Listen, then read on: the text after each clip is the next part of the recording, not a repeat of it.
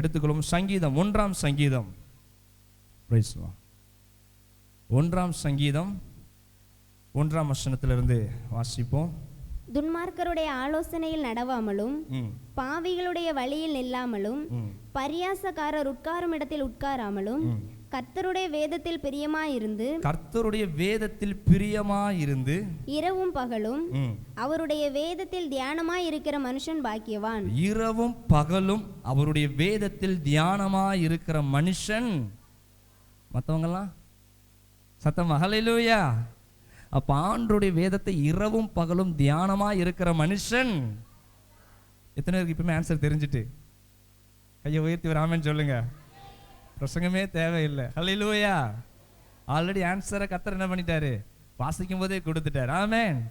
சரி, நம்ம இந்த வசனத்திலிருந்து நம்ம என்ன பண்ண போகிறோம், கர்த்தருடைய வேதத்தை நம்ம தியானிக்க போகிறோம். இப்போ வேதம் சொல்லி கர்த்தருடைய வேதத்தில் பிரியமா இருந்து, சங்கீதக்காரன் 1வது சங்கீதத்திலேயே ஆண்டுடைய வார்த்தையை அவர் எழுதுவதை பார்க்க முடிகிறது. அப்போ அவர் வேதத்தை அதிகமாக நேசிக்கிற ஒரு மனுஷனா இருக்கிறார். ஒரு ஆமென் சொல்லுங்களேன். இந்த பரிசுத்த வேதாகமத்தை அதிகமாக இதை எழுதின தாவீதோ இல்லை யாரோ, என பெயர் சொல்லப்படலை, சங்கீதங்கள் எழுதப்பட்டு அந்த எழுதின மனிதர் அதிகமாய் வேதத்தை நேசித்த ஒரு மனுஷனா இருக்கிறார். எத்தனை கவனிக்கிறீங்க? ஹல்லேலூயா. அப்போ இந்த வேதாகமம் இன்னைக்கு நம்ம கையில் வந்திருக்குது. ஒவ்வொரு மாடலாக வந்திருக்குது. பெரிய பைபிள் இருந்து, சின்ன பைபிள் இருந்து, நல்ல ஜிப்பு போட்டு ஜிப்பு போடாமல், நல்ல குவாலிட்டியான பேப்பரில், சாதா பேப்பரில், வித்தியாசம் வந்து இப்போ மொபைல்லையும் என்ன ஆயிடுச்சு, பலவிதமான டிரான்ஸ்லேஷன் பைபிள் வந்துருச்சு. சின்ன பிள்ளைகளுக்கு வாசிக்கக்கூடிய வேதாகமும் வாலிபர்களுக்கும் தனியாக இருக்குது, பெரியோர்களுக்கும் தனி விதவிதமாக என்ன இருக்குது, வேதாகமம் இருக்குது. இப்போ எப்போவுமே குறைய கிடைக்கக்கூடிய பொருளுக்கு மவுஸ் அதிகமாக இருக்கும், செழிப்பாக கிடைக்கிறதுக்கு மவுஸ் இல்லாமல் தான் இருக்கும். எத்தனை புரியுது? நல்ல சத்தமா. கொஞ்சமாக கிடைச்சா அதுக்கு என்னைக்குமே அது எதுவாக இருந்தாலும் அது வரைக்கும் நிறைய தண்ணி வரும், நம்ம கண்டுக்கிடவே மாட்டோம். தண்ணி இல்லாமல் போகும் பொழுது எங்கே தண்ணி வந்தாலும் அப்போ நமக்கு எப்படி இருக்கும், எங்கேயாச்சும் செழிப்பாக தண்ணி போகிறத பார்த்தா நம்ம மனசு எப்படி இருக்கும்? இது இயற்கை. அதே தான் இங்கேயும் நடக்குது. இன்னைக்கு வேதாகமம் வீட்டுக்கு வீடு என்ன ஆயிடுச்சு, பிறந்ததுலேருந்து நமக்கு வேதாகமம் இருக்குது. மேரேஜுக்கு 2 வேதாகமம் வீட்டுக்கு வந்துடுது. ஏதாச்சும் ஒரு பிறந்தநாள், ஏதாச்சும் நல்ல ஆவிக்குரியவர்கள் பரிசாக இதை தான் கொடுக்குறாங்க, வேதாகமத்தை கொடுக்குறாங்க. வசனங்கள் எல்லாம் மலிந்து போனதுனால இப்போ எல்லாமே இப்போ எங்கே தான் இருக்குது, எங்கே இருக்குது, மூளையில் இருக்குது. அப்போ அந்த வேதத்தை இன்னைக்கு நமக்கு கனப்படுத்தல. ஆனால் இந்த ஒரு காலத்தில் இந்த வேதாகமம் எப்படி உருவானது, பழைய நம்ம ஆரம்பிக்கும் பொழுதே நம்ம பார்க்கலாம். மூல எபிரேய பாஷையிலிருந்து, கிரேக்க பாஷையிலிருந்து இந்த வேதாகம் நமக்கு மொழிபெயர்க்கப்பட்டு இருக்குது. அதற்கு முன்பதாக இந்த வேதாகமத்தை எத்தனை பேர் எழுதுனாங்க? 40 மனிதர்கள் எழுதியிருக்கிறாங்க. நல்லா கவனிக்கணும். பைபிளை பற்றி எவனாச்சும் அவங்கள்ட்ட கேட்டாங்கன்னா, அதுவா, நான் வசந்தம் ஸ்டோரில் போய் வாங்கிட்டு வந்தேன். அங்கே ஒரு பைபிள் ஸ்டோரில் போய் பைபிளுடைய ஹிஸ்ட்ரி உங்களுக்கு தெரிஞ்சிருக்கணும். ஒரு ஆமேன் சொல்லுங்க. ஆமேன். அழுத்தமாக ஒரு ஆமேன். சரி, அப்போ 40 மனிதர்கள் வேதாகமத்தை எழுதியிருக்கிறாங்க. பல தரப்பட்ட மக்கள், படித்தவர்களும் எழுதியிருக்கிறாங்க, படிக்காத பேதுருவும் எழுதியிருக்கிறார் வேதத்தை. ஒரு சத்தம் ஒரு ஆமேன் சொல்லுங்க. 40 பேர் ஒரே காலகட்டத்தில் எழுதலை. எத்தனை வருஷமாய் வேதாகமம் எழுதப்பட்டதுன்னு சொன்னால் 1500 வருடங்களாக வேதாகமம் எழுதப்பட்டு. எத்தனை வருஷம் ஆயிருக்கு இது எழுதி முடிக்க? நமக்கு வயசு எத்தனை? இத்தனை வயசுல ரட்சிக்கப்பட்டதே 5 ஆண்டோ 2 ஆண்டோ 1 ஆண்டோ, அதுலயே நம்ம பைபிள் அற்பமா போயிருச்சு. நல்லா கவனிங்க. ரட்சிக்கப்பட்ட சில ஆண்டுகளுக்குள்ளே நமக்கு பைபிள் எப்படி ஆயிருச்சு, அப்படி ஆயிருச்சு. ஆனா இந்த வருஷத்துக்கு நமக்கு இவ்வளவு அலட்சியம். நான் இந்த வேதாகம் எழுதப்பட்டதனுடைய வருடங்கள் எத்தனை வருடங்கள்? 1000 சொல்லும் போதே அசால்ட்ட சொன்னோம், 1600 வருடங்கள், 1500 வருடங்கள். பல தலைமுறைகளாய் இந்த வேதாகமத்தை 40 பேர் ஒரே ஸ்டேஜில் இருக்கிறவங்க எழுதுற. பல தலைமுறைகளாய் மோசேல இருந்து ஆரம்பிச்சது வேதாகமம். ஒரு ஆமென் சொல்லுங்க. அப்படி பல பேர் இந்த வேதாகமத்தை எழுதி இருக்கிறாங்க. அப்போ அவ்வளவு கனம் கொடுத்து, நான் ஏற்கனவே சொல்லுங்க, வேதாகமத்தில் வரக்கூடிய கர்த்தர் என்கிற வார்த்தையெல்லாம் தன்னை சுத்திகரித்து கொண்டு, ஒவ்வொரு வார்த்தையும் தன் கை கால்களை சுத்திகரித்து கொண்டு, சரீரத்தை சுத்திகரித்து கொண்டு அதை அச்சிட்டு எழுதியிருக்கிறாங்க. ஆமென். அதை தமிழில் டிரான்ஸ்லேட் பண்ணுறதுக்கு ஸ்டீகன் பால்க் என்கிற ஒரு மிஷினரி ஒருவர் என்ன பண்ண, நம்ம தமிழ் மொழியை கற்றுக்கொண்டு அதை என்ன பண்ணியிருக்கிறாங்க, பழைய ஏற்பாட்டை டிரான்ஸ்ஃபர் பண்ணியிருக்கிறார். ஹல்லேலூயா. அப்ப எவ்வளவு கஷ்டங்கள். அநேகர் இந்த வேதாகமத்தை நம்ம தேசத்துக்கு கொண்டு வருவதற்கு ஜீவனை கொடுத்துருக்கிறாங்க, உயிர் தியாகங்கள் செய்திருக்கிறாங்க. அப்ப இந்த வேதத்தினுடைய மகத்துவம், இந்த வேதத்தினுடைய மதிப்பு இன்னைக்கு நமக்கு தெரிய மாட்டேங்குது. ஆனா எத்தனையோ வருடங்களுக்கு முன்பதாகவே சங்கீதக்காரன் சொல்லியிருக்கிறார், கர்த்தருடைய வேதத்தில் பிரியமா இருந்து இரவும் பகலும் அதை தியானிக்கிற மனுஷன் யாரா? நம்ம பாக்கியம் எதை நினைக்கிறோம்? ஆலயத்துக்கு போறது பாக்கியம் நினைக்கிறோம், என்னென்னமோ ஆண்டவர் கொடுக்கிறது பாக்கியம். இதெல்லாம் அடிஷனல். இதெல்லாம் என்னது? அடிஷனல், எக்ஸ்ட்ராவா வரக்கூடிய மெயினே இதுதான். அவருடைய அஸ்திபாரத்தினுடைய சத்தியம், வேதம், ஜெபம் 2 தான். ஒரு ஆமென் சொல்லுங்க. கிறிஸ்தவனுக்கு அடிப்படை சத்தியம் 2 கண்ணு மாதிரி. என்னதுதான்? வேதம், ஜெயமா, ஜெபம். ஹல்லேலூயா. இந்த 2ல குறைவா இருக்கிறவன் குருடன். பக்கத்துல தட்டி சொல்லி, இந்த 2ல குறைவா இருக்கிறவன், ஐ எனக்கு தான் கண்ணு தெரியுது. நீ கண்ணு தெரிஞ்ச, கண்ணு தெரிந்த, தெரியும் சொல்ல மாட்டீங்கன்னு தெரியும், கண்ணு தெரிந்த நிறைய இருக்குது, தருவேன். ஹல்லேலூயா. ஆமென். சரி, அப்ப பாருங்க, வேதத்தினுடைய அவ்வளவு மகத்துவங்களே இருக்குது. ஆனா நம்ம இன்னைக்கு அதை என்ன பண்றது கிடையாது. சில நேரம் நம்மளே பைபிளை வாசிக்கும் போது நமக்கு சில டவுட்லாம் வந்துடும், சந்தேகம் வந்துடும். ஆராதிக்கும் போது உங்களுக்கு டவுட் வரலையோ இல்லையோ, நான் தியானிக்கிறேன், எனக்கு நிறைய டவுட் வரும். சில நேரம் கோடாரி தண்ணிக்குள்ள விழுதான், கிளைய கிள்ளி போட்டா மிதக்குதான். புதுசா ஒருத்தன் வந்து கேட்டானா, ஏரே என்னடா சொல்லிட்டு இருக்கீங்க? ஆசாரியில் காலை வைப்பாங்களா, யோர்தான் குவியலா நிக்குமா? என்ன நடக்குதுங்க? என்னைய யோசிச்சிருக்கியா? என்ன நீங்களும் அவ்வளவு பெரிய பரிசுத்தவான்களா? ஹல்லேலூயா. வாசிக்க சொல்ல நமக்கே என்ன ஆகுது? ஆனா அதுல ஒரே ஒரு எண்ணத்தை மட்டும் உள்ள கொண்டு வா. அவர் எல்லாவற்றையும் படைத்தவர் என்கிற ஒரு எண்ணம் உனக்குள்ள இருக்குன்னா, அவர் நினைச்சா கூட்டவும் முடியும், குறைக்கவும் முடியும். ஒரு ஆமென் சொல்லுங்களேன். ஹல்லேலூயா. அவர் நினைச்சா நாட்டுவாரு, நாட்டுனது அவரே பிடிங்கி எடுப்பாரு. ஹல்லேலூயா. அவரால் முடியாதது ஒன்றுமே இல்லை. இன்னொரு பக்கம் இந்த வேதாகம் அநேகர் படிக்கும் பொழுது கட்டுக்கதையா தோணுச்சு. இந்த வேதாகமத்தை டிரான்ஸ்லேட் பண்ணின பிறகு அநேக வல்லுநர்கள் இதை ஆராய்ச்சி செஞ்சிருக்கிறாங்க. நம்முடைய பைபிளை எத்தனையோ பெரிய பெரிய ஸ்காலர்ஸ் வந்து என்ன பண்ணியிருக்கிறாங்க, சரித்திரம், பைபிள் ஹிஸ்டரி ஆராய்ந்து பார்த்ததுல எதற்கு ஆராய்ஞ்சனா, இதுல இருக்கிறதெல்லாம் உண்மையா இல்லையா? அது எப்படி யோனா 3 நாள் ஒரு மீன் வயிற்றுக்குள்ள இருப்பான்னு சொல்லி ஆராய்ச்சி பண்ணியிருக்கிறான். ஹல்லேலூயா. அது எப்படி ரத்தம் வியர்வின் துவாரத்திலிருந்து வரும் என்று சொல்லி ஆராய்ச்சி பண்ணியிருக்கிறாங்க. ஆமென். அது எப்படி துதிச்சுட்டு போனாலே எரிகோ விழுந்துருமான்னு சொல்லி ஆராய்ச்சி பண்ணதை கண்டுபிடிச்சுதான் எரிகோ பட்டணம் 6 மைல் தூரம் இருக்கக்கூடிய பட்டணம் என்று சொல்லி கண்டுபிடிச்சிருக்கிறான். யூடியூப்ல போய் போட்டு பாருங்க, எரிகோ பட்டணம்னு வரும். ஒரு ஆமென். பைபிள் நடந்த ஒவ்வொன்றுக்குமே சாட்சிகள் இருக்கிறது. ஆமென். இந்த பூமி முழுவதும் தண்ணீரினால நிரப்பப்பட்டது. அது எப்படி ஒரே நேரத்தில் மழை எல்லா ஊருக்கு வரும்னு சொல்லி கேள்வி கேட்டவெல்லாம் உண்டு. அதற்கு தான் அடையாளமா உலகத்திலே பெரிய மலை இமயமலையில மீன் எலும்பு கண்டுபிடிச்சிருக்கிறான். நம்ம குழம்புல போட்ட மீனே சில நேரம் கண்டுபிடிக்க முடியல. இமயமலையில மிகப்பெரிய எலும்பு. அது எப்படி இமயமலைக்கு மீன் வந்துச்சு? அப்போ ஒரு காலத்துல இமயமலையே எதுக்குள்ள இருந்துச்சு? நோவா காலத்துல பெஞ்ச மலைக்குள்ள இருந்துச்சு. சத்தமா கையை தட்டி ஹல்லேலூயா. இன்னும் நிறைய அநேக அடையாளங்கள் நான் சொல்லிக்கொண்டே போகலாம். ஒரு அறிஞர் என்ன பண்ண, அது எப்படி அப்படின்னு சொல்லி கண்டுபிடிக்கும் பொழுது அவர் பெதஸ்தா குளத்தை வாசிச்சார். வாசிக்கும்போது என்னடா மூடவன் எழுந்து நடந்தானா அப்படின்னா அதை கண்டுபிடிக்கும் போது தொல்பொரு ஆராய்ச்சியாளர்கள் அந்த தேசத்துல போய் இருந்து என்ன பண்ணினாங்க செய்யும் பொழுது கிட்டத்தட்ட 40 அடி ஆழத்துல 5 மண்டபங்களை கண்டுபிடித்தார்களாம். கரங்களை உயர்த்தி ஒரு ஆமென் சொல்லுங்க. பெதஸ்தா குளம் 5 மண்டபங்களா இருந்ததுன்னு சொல்லி வாசிக்கிறோம். அதுல அநேக குருடர்கள், சப்பானிகள், முடவர்கள் என்ன பண்ணிட்டு இருந்தாங்களாம், வாழ்ந்து கொண்டிருந்தாங்க. அப்ப அந்த 5 மண்டபத்தை 40 அடி ஆழங்களிலே மண்ணுள்ளாக அதை கண்டுபிடிச்சிருக்கிறாங்க. அதை படித்த உடனே அரசாங்க அதிகாரமாய் இந்த பரிசுத்த வேதாகமும் உண்மையுள்ளது என்று சொல்லி நிரூபிக்கப்பட்டிருக்குது. ஒரே புஸ்தகத்துக்கு தான் அங்கீகாரம், நம்ம பைபிள் பரிசுத்த வேதாகமத்துக்கு மட்டும்.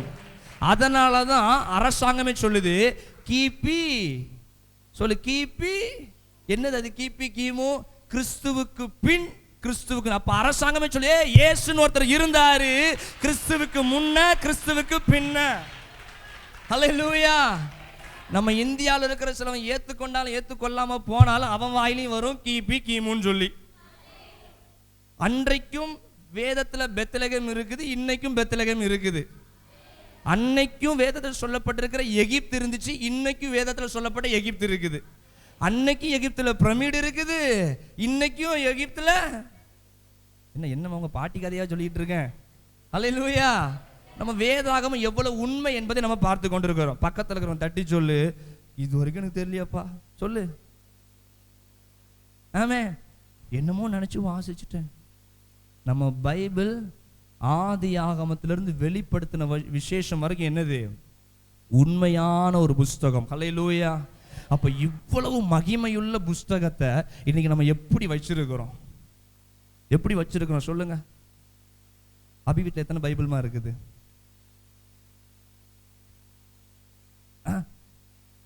ஆண்டவர் இவ்வளவு பெரிய ஒரு சாபமா? வீட்டில் ஒரு பைபிள் தான் இருக்குதா?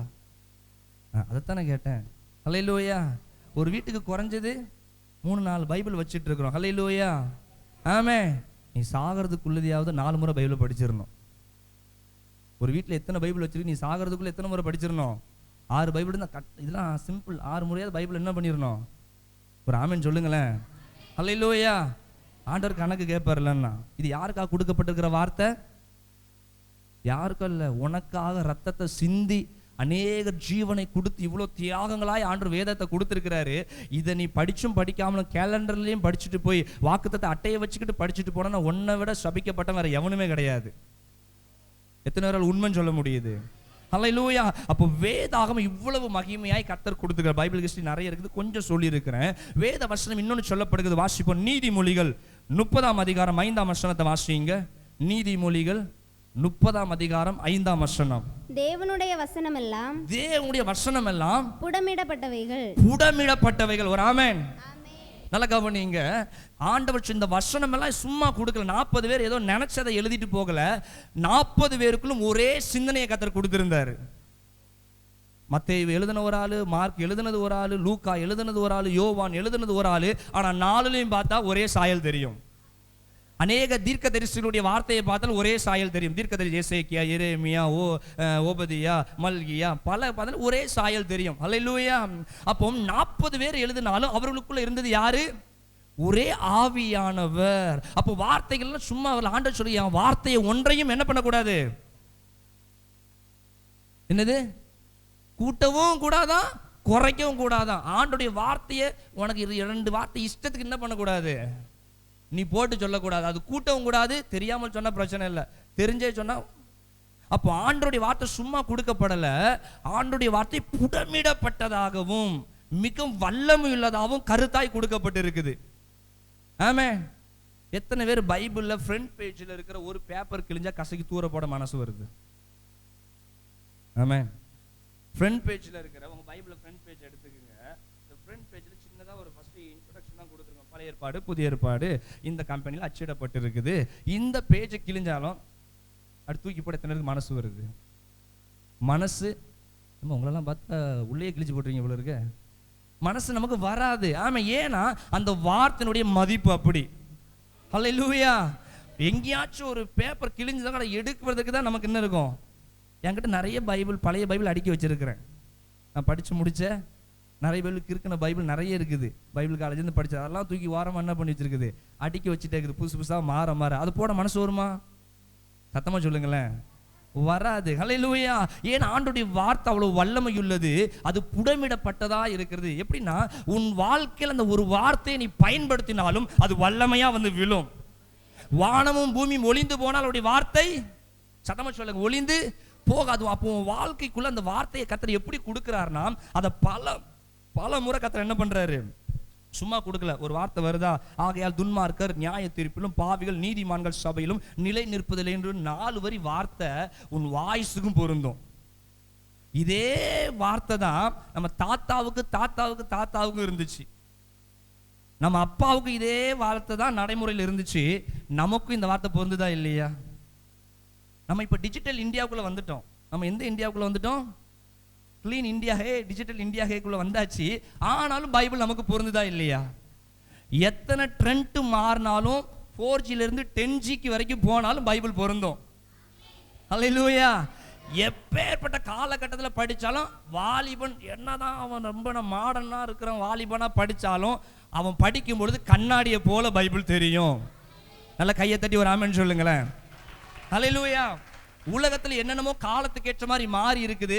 மாறாதது ஒண்ணுனா நம்ம பரிசுத்த வேதாகம் மட்டும்தான். சத்தமா, இதெல்லாம் நம்ம பெருமைப்படக்கூடிய விஷயம். சத்தமா ஒரு ஆமென், ஹல்லேலூயா. அப்ப ஆண்டவருடைய வார்த்தை ஒவ்வொன்றும் புடமிடப்பட்டு வருது. அந்த வார்த்தையை நீ பயன்படுத்தும் பொழுது உன் வாழ்க்கையில வல்லமைகள் நடக்கும், உன் வாழ்க்கையில் அற்புதங்கள் நடக்கும். வேதம் சொல்லுகிறது, இயேசு கிறிஸ்துவான சொல்லிட்டு போன காரியம், என் நாமத்தின் நிமித்தம் நீ எவைகளை கேட்டுக்கொண்டாலும் விசுவாசத்தோட கேட்கும் பொழுது அவைகளை பெற்றுக்கொள்வோம் என்று சொல்லி விசுவாசிங்கள் என்று கர்த்தர் சொல்லுகிறார். அப்படி நாமத்தை நம்ம உரிமை பாராட்டி விசுவாசித்து அந்த நாமத்தை பயன்படுத்தும் பொழுது அங்க அற்புதம் நடக்கும். பேதுரு யோவானும் எருசலேம் தேவாலயத்துக்கு போறாங்க. நமக்கு தெரியும், பாக்கெட்ல என்ன கிடையாது, பிச்சைக்காரன் பணம் கேட்கிறான், ஆனா பாக்கெட்ல என்ன கிடையாது. நம்ம காணிக்க இல்லாம சர்ச்சுக்கு வருவோமா? உண்மையான பிள்ளைகள் இல்லாமல் போனாலும் வருவோம். சிலர் காணிக்கலன்னா சர்ச்சுக்கு வரமாட்டான். காணிக்கலன்னா சிலர் கிறிஸ்துமஸ்க்கு ஏதாச்சும் கொடுங்கன்னு சொல்லி கேட்டா இல்லைனாலே கிறிஸ்துமஸ்க்கே வரமாட்டான். ஏன்னா எனக்கு கொடுக்க ஐயா பொதுவாக அறிவிப்புல சொல்லுவோம்ப்பா, அதுக்குன்னு வராமல் இருந்துடாது. ஆமென். சில ஆட்கள்லாம் உள்ள இருக்குது, அப்படி இல்லாதனால நான் வரல, ஆண்டவர் அடி விழுவோம் உனக்குலாம். ஆமென். சரி, வேற. அப்போ இங்க அவங்க காணிக்க இல்லைனாலும் அவங்க எங்க போனாங்க? சத்தமா, தேவாலயத்துக்கு புறப்பட்டு போகிறாங்க. பிச்சைக்காரன் எல்லாரையும் நினைச்சு போல இவர்ட்டையும் கைத்து கேட்டுட்டான். ஆனா என்கிட்ட வெள்ளியும் பொண்ணும் என்னிடத்தில் இல்லை, ஆனால் எனக்குள்ள உள்ளதை தருகிறேன்னு சொல்லிட்டு போட்டு உளிப்பி ஜெபம் பண்ணி தான் விரட்டி விட்டுருப்பான் பிச்சைக்காரன். ஓடுற அப்படி இருந்துச்சு. ஆனா அவங்க என்ன சொன்னாங்க? ரொம்ப நேரம் சொல்லல, இயேசுவின் நாமத்தில் ஒரு ஆமென் சொல்லுங்களேன். என்ன அமிங்கி போய் உட்கார்ந்துருக்கிறீங்க? இயேசுவின் நாமத்தில் சொல்லி அந்த நாமத்தை பயன்படுத்தி அவன் கையை பிடிச்ச உடனே அவன் பிறவிலிருந்து வந்த மூடம் எல்லாம் மாற ஆரம்பிச்சது. இயேசுவின் நாமத்தில் சொல்லும் பொழுது ஹல்லேலூயா. அப்போ ஏன்னா இயேசுவின் நாமம் பல முறை புடமிடப்பட்டதா இருக்குது. வேதத்தில் இருக்கிற ஒவ்வொரு வார்த்தையும் புடமிடப்பட்டதா இருக்குது. ஆமென். சத்தமா ஒரு ஆமென் சொல்லுங்களேன். அப்ப அந்த வார்த்தையை உச்சரிக்கணும். ஏன்னா வேதம் எல்லா நாமத்திற்கும் மேலான நாமம் உள்ளது நம்ம ஆண்டவருடைய நாமம். ஹல்லேலூயா. அப்போ வேதத்துல உங்க வாழ்க்கையில சில போராட்டங்கள் வரலாம், சில பிரச்சனைகள் வரலாம். நீ என்ன சொல்லணும்? வேதத்தில் இருக்கிற வார்த்தை உன் உள்ளத்துக்குள்ள இருக்குன்னா அந்த புடமிடப்பட்ட வார்த்தையை நீ சொல்ல சொல்ல சொல்ல சொல்ல கர்த்தர் அற்புதத்தை செய்ய ஆரம்பிப்பாரு. மரணத்தையும் ஜீவனையும் உனக்கு அப்பால வைக்கல உன் நாவல கர்த்தர் வச்சிருக்கிறாரு. சத்தமா. அப்போ நாவல நம்ம எதை சொல்லுவோம்? ஐயோ, பதறக்கூடாது. ஒரு ஆமென் சொல்லுங்களேன். அதுக்கு கீழே விழுந்தோடனே அல்லேலியான்னு சொல்லணும் கிடையாது. எல்லா காரியத்திலையும் ஏற்கனவே கொட்டாய் விடும்போது அச்சன் தும்பும் தான் நம்ம ஏசப்பாவை பயன்படுத்துகிறோம். அப்படி கிடையாது. எல்லா நேரங்களிலும், உன் தாழ்வான நேரங்களிலும் நீ ஆண்டுடைய வார்த்தையை உச்சரிக்கணும். உன் உயர்ந்த ஸ்தானத்துக்கு போனாலும் இந்த உயர்வு எல்லாமே என் தேவன் கொடுத்தது, தன்னை தாழ்த்துகிறவன் உயர்த்துவான்னு சொல்லி அப்போ உன் நாவல அந்த வார்த்தை இருக்கணும். எத்தனை புரியுது? நீ தாழ்வுல கிடக்கும் பொழுது சொல்லணும், என்ன பிரபுக்கள் மத்தியில் உட்கார பண்ணுவார். புடமிடப்பட்ட வார்த்தையை பயன்படுத்தி உன்னை பிரபுக்கள் மத்தியில் உட்கார வைக்கும் பொழுது, நான் ஒரு காலத்துல தாழ்மையில கடந்தேன், தாழ்மை உள்ளவனை கர்த்தர் உயர்த்துவார் என்கிற வார்த்தை உயர்த்துச்சு. பெருமை உள்ளவனுக்கு கர்த்தர் எதிர்த்து நிற்கிறார் என்கிற வார்த்தை. இந்த வார்த்தை எல்லாம் நம்ம என்ன பண்ணணும்? பிரசங்கத்துல கேட்டுட்டு அப்படியே வேன்ல ஜாலியா பாட்டை கேட்டுட்டு போயிடக்கூடாது. ஒரு ஆமென். பிரசங்கத்தை கேட்டுட்டு தம்பி புது பாட்டை போடுறா, நகரு நகரு பங்கு அப்படின்னு கேட்டு எங்க போயிடக்கூடாது? வீட்டை பார்த்து போயிடக்கூடாது. இந்த வார்த்தையெல்லாம் கேட்டு அதன்படி என்ன பண்ண ஆரம்பிக்கணும்? தம்பி மாரன் கவனிங்க, என்ன பண்ண ஆரம்பிக்கணும்? வாழ ஆரம்பிக்கணும். அப்பதான் இந்த பைபிள் ஆண்டவர் கொடுக்கிற வார்த்தை புடமிடப்பட்டதா இல்லையான்னு உன் வாழ்க்கையில் வெளிப்பட ஆரம்பிக்கும். வேதம் சொல்லுகிறது, அவருடைய வசனம் எனக்கு கேடகமா இருக்குது. கவனிங்க, கேடகத்தை எத்தனை பேர் பார்த்துருக்கிறீங்க? வீட்டில் எத்தனை பேருக்கு இட்லி பாத்திரம் இருக்கு? ஏமா இட்லி பாத்திரம் இல்லாத வீடு இருக்கா? இருக்குமே ஐயா. இட்லி பாத்திரம் எல்லாம் சின்னது பெருசுல இருந்து வச்சிருப்போம். அல்லேலூயா. அதுல இட்லி சுடுற பாத்திரத்தை பார்த்துருக்கீங்களா? நான் சின்ன வயசுல விளையாண்டுருக்கு. அது தூக்கி வச்சுட்டு அது பார்த்தாலே இப்படிதான் இருக்குது. இந்த ராஜாக்கள் காலத்துல கேடகம். அப்ப எதுக்கு கேடகம்னா, ஒரு கையில பட்டயம், ஒரு கையில என்ன இருக்கும்? தடுக்கணுமா வெட்டணுமா? ஒரு ஆமென் சொல்லுங்க. அப்ப எதிரியானவன் உனக்கு நேராய் சில ஆயுதங்கள் எரியும் பொழுது நீ பட்டயத்தை வச்சே தடுத்துட்டு இருக்க முடியாது, கையில விழுந்துடும் அடி. ஆமே. அப்ப கேடயத்தை வச்சு என்ன பண்ணணும்? சத்தமா அநேக பெண்கள் பயன்படுத்துறீங்கன்னு நினைக்கிறேன். அப்ப கேடகத்தை பயன்படுத்தணும். அப்ப ஆண்டவர் சொல்லுகிறார், வசனம் உனக்கு என்னவா இருக்கும்? நல்லா புரிந்து, வசனம் உனக்கு என்னவா இருக்கும்? கேடகமா இருக்கும். அது எப்படி வசனம் கேடகமா இருக்கும்? உனக்கு ஆபத்து காலத்துல, பிள்ளைங்க யாரும் வசனம் சொன்னீங்கன்னு நினைக்கிறேன், ஆபத்து காலத்திலே என்னை நோக்கி கூப்பிடு, அப்பொழுது நான் அதை கேட்டு உன்னை விடுவிப்பேன். அப்போ உனக்கு ஆபத்து வரும் பொழுது, பிரச்சனை வரும் பொழுது இந்த வசனம் உனக்குள்ள இருந்தா தாயா அது கேடகமா இருக்கும். இல்லைன்னா ஆபத்து வந்து ஆபத்து வந்துட்டு மச்சானுக்கு கால் பண்ணு, அத்தானுக்கு கால் பண்ணு, அப்பா அம்மா பெரியம்மாவுக்குலாம் கால் பண்ணுன்னு தான் சொல்லுவேன். எத்தனை புரியுது? இதே வசனம் உள்ள ஸ்ட்ராங்கா இருந்துச்சுன்னா உடனே முழங்கால் படி போட ஆரம்பிப்ப. ஆபத்து காலத்துல என்னை நோக்கி கூப்பிடுன்னு சொன்ன ஆண்டவருடைய சமத்தை நீ கூப்பிடும் பொழுது பிசாசு பட்டயத்தை போல எழும்பி வருவான். வசனம் அப்படியே டங்குன்னு அடிக்கும். ராமன் சொல்ல ஆரம்பி. ஹல்லேலூயா. ஆமென். நல்ல கேடகத்துல பட்டயம் பட்டா பட்டயம் ரிட்டர்ன் வரும். சாதாரண தகடுல கேடகத்தை பண்ண பிளந்துக்கிட்டு உள்ள போயிரும் கத்தி. ராமன் சொல்லு. ஹல்லேலூயா. வெட்டுற வெட்டுல கேடகம் நல்லா இருந்தா தாமா கத்தி எங்க வரும்? நல்லா கவனிக்கணும். கேடகம் ஸ்ட்ராங்கா இருக்கணும். நீ பாட்டுக்கு கேடகம் சொல்லிட்டு உனக்கு தெரிஞ்சது 4 வசனத்தை வச்சுட்டு பிசாசு கிட்ட போய் ஏய் ஆபத்து காலத்தில் கர்த்தர் மேய்ப்பரா இருக்கிறார், அவர் எனக்கு தாழ்ச்சியாருன்னு பிளந்துட்டு உள்ள போயிரும். புரியுதா? ஏன்னா நீ வசனம் சொன்னா அதுவும் வசனம் சொல்லும், நீ வசனம் சொல்லும் அதுவும் வசனம் சொல்லும். எனக்கும் வசனம் தெரியும். ஆமே. அப்போ வசனம் எங்க இருக்கணும்? நல்லா சில ஆள் வாயிலேயே வசனத்தை கிண்டிட்டு போயிட்டு இருப்பான். வாயிலேயே ஆண்டவர் சொல்றாரு, இவர் உதடுகளோ என்னை துதிக்கிறது, உதடோ சாரி உள்ளமோ மறைச்சு பார்க்காத மறக்குது எனக்கு. அல்லேலூயா. உதடோ என்னை துதிக்கிறது, உள்ளமோ எனக்கு. நம்ம ஆட்கள் சொல்ல வாயிலே என்ன பண்ணிட்டு இருப்பான், ஆனா உள்ள எங்க இருக்கும்? வசனம் சொல்லிக்கிட்டே சிந்தனை எங்கேயோ இருக்கும். பிரசங்கத்தை நம்ம ஆள் கேட்க நான் இங்கிருந்து பார்க்கும்போது எவ்வளவு தாகத்தோட என் பிள்ளைங்க வசனத்தை கேட்குது. ஆனா உள்ளத்துல போய் பார்த்தா தெரியும் அது எங்கேயோ சுத்திக்கிட்டு இருக்கும். எங்கேயோ அடி சட்டை எடுத்து பறந்துடுவோம் அகப்பட மாட்டோம். அப்படியே பறந்து கள்ளிக்குளம் வள்ளியூர் மேம்பாலம் கீம்பாலம் எல்லாம் ஊர்ல சில ஃபாரின்லாம் போயிட்டு வந்துடுவான். ஒரு ஆமென் சொல்லுங்களேன். அப்போ இப்படிப்பட்ட நிலைமையில இருந்துட்டு ஆனா வார்த்தை ஞாபகம் இருக்கும். நல்லா கவனிச்சுக்கோ. உள்ள எங்க இருக்கும்? வார்த்தை ஞாபகம் இருக்கும். பிரச்சனை வந்தோட நீ வசனம் சொல்லுவ, அப்போலாம் போய் சாத்தானே அப்போலாம் அவன் ஏறி உள்ள வந்து உட்கார்ந்துக்கிட்டே இருப்பான். நீ இங்க வசனத்தையா கேடகமா பயன்படுத்த ஒன்றும் நடக்காது. ஒரு ஆமென். அப்போ ஆண்டவர் சொல்லுங்க, அந்த வசனத்தை உன் இருதயத்தில் வைத்து அதன்படி நடந்து நீ வசனத்தை எடுத்து பயன்படுத்தும் பொழுது பிசாசு அநேக வியாதி என்கிற பட்டயத்தை கொண்டு வந்து உன் மேல போடுவான். நீ சொல்லணும், யெகோவா ரஃபா, சுகம் தருகிற தேவன் என்னோட கூட இருக்கிறார் என்று வசனத்தை நீ அப்படியே கேடயமா போய் வைக்கும் பொழுது வியாதி பட்டு ரிட்டர்ன் வரும். ஒரு ஆமென் சொல்லுங்க. ஹல்லேலூயா. பிரச்சனைகள் வெள்ளம் போல எழும்பி வரும், போராட்டம் வெள்ளம் போல எழும்பி வரும், வியாதி வெள்ளம் போல எழும்பி, என்ன கடன்கள் எதுவா இருந்தாலும் உன்னை சுத்தில என்ன பண்ணும்?